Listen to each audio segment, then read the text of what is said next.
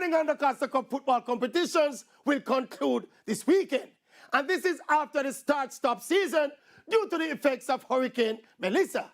Lots of people were calling for the cancellation of the season, but the passion and the desire are still there for all to see as the schools again go in search of the symbol of schoolboy football supremacy.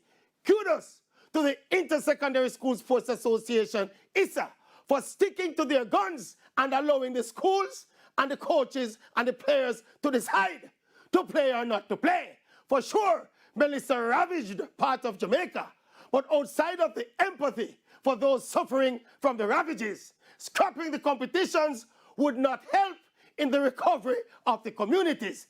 On the contrary, the physical and psychological outlet provided for the players and the communities are actually helping to ease the misery.